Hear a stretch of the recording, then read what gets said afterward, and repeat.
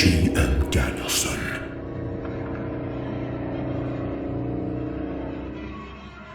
The book by H.P. Lovecraft.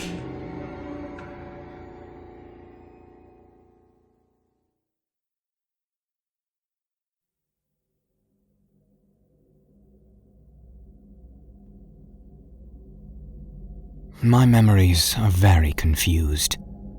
There is even much doubt as to where they begin, for at times I feel appalling vistas of years stretching behind me, while at other times it seems as if the present moment were an isolated point in a grey, formless infinity. I am not even certain how I am communicating this message. While I know I am speaking, I have a vague impression that some strange and perhaps terrible meditation will be needed to bear what I say to the point where I wish to be heard. My identity too is bewilderingly cloudy. I seem to have suffered a great shock, perhaps from some utterly monstrous outgrowth of my cycles of unique, incredible experience. These cycles of experience, of course, all stem from that worm-riddled book. I remember when I found it, in a dimly lighted place near the black, oily river where the mists always swirl.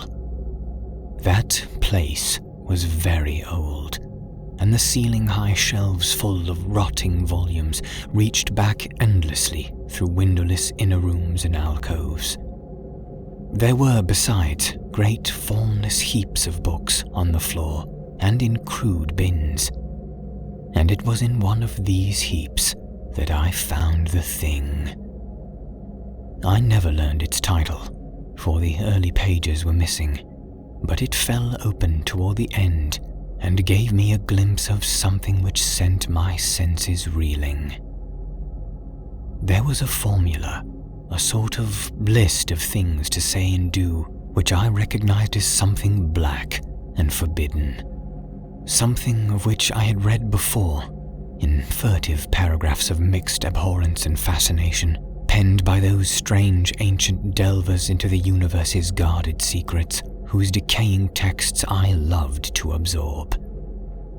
It was a key, a guide, to certain gateways and transitions of which mystics had dreamed and whispered since the race was young, and which lead to freedoms and discoveries beyond the 3 dimensions and realms of life and matter that we know. Not for centuries had any man recalled its vital substance or known where to find it. But this book was very old indeed. No printing press, but the hand of some half-crazed monk had traced these ominous Latin phrases in uncials of awesome antiquity. I remember how the old man leered and tittered and made a curious sign with his hand when I bore it away. He had refused to take pay for it, and only long afterward did I guess why.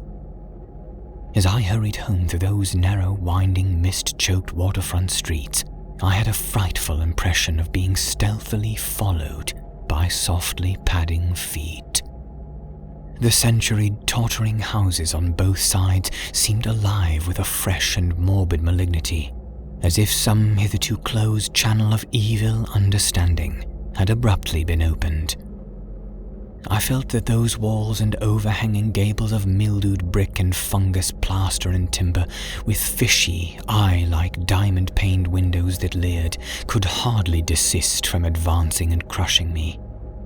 Yet I had only read the least fragment of that blasphemous rune before closing the book and bringing it away. I remember how I read the book at last, white-faced and locked in the attic room that I had long devoted to strange searchings. The great house was very still, for I had not gone up till after midnight. I think I had family then, though the details are very uncertain, and I know there were many servants. Just what the year was I cannot say, for since then I have known many ages and dimensions, and have had all my notions of time dissolved and refashioned. It was by the light of candles that I read. I recall the relentless dripping of the wax, and there were chimes that came every now and then from distant belfries. I seemed to keep track of those chimes with a peculiar intentness, as if I feared to hear some very remote, intruding note among them. Then came the first scratching and fumbling at the dormer window that looked out high above the other roofs of the city. It came as I droned aloud the 9th verse of that primal lay, and I knew amidst my shudders what it meant. For he who passes the gateways always wins a shadow, and never again can he be alone. I had evoked, and the book was indeed all I had suspected. That night I passed the gateway to a vortex of twisted time and vision, and when morning found me in the attic room, I saw in the walls and shelves and fittings that which I had never seen before. Nor could I ever see the world as I had known it. Mixed with the present scene was always a little of the past, and a little of the future as well, and every once familiar object loomed alien in the new perspective brought by my widened sight. From then on, I walked in a fantastic dream of unknown and half-known shapes, and with each new gateway I crossed, the less plainly I could recognize the things of the narrow sphere to which I had so long been bound. What I saw about me none else saw, and I grew doubly silent and aloof, lest I be thought mad. Dogs had a fear of me now, for they felt the outside shadow which never left my side. But still I read more, in hidden, forgotten books and scrolls to which my new vision led me, and pushed through fresh gateways of space and being and life patterns toward the core of the unknown cosmos. I well remember the night I made the 5 concentric circles of fire on the floor, and stood in the innermost one chanting that monstrous litany the messenger from Tartary had brought. The walls melted away, and I was swept by a black wind through gulfs of fathomless grey, with needle-like pinnacles of unknown mountains miles below me. After a while there was utter blackness, and then the light of a myriad stars forming strange alien constellations.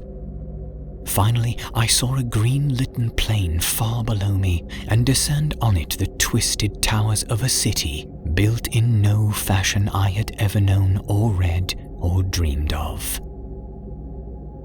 As I floated closer to that city, I saw a great square building of stone in an open space, and felt a hideous fear clutching at me. I screamed and struggled, and after a blankness was again in my attic room, sprawled flat over the 5 phosphorescent circles of fire on the floor. In that night's wandering there was no more of strangeness than in many a former night's wandering.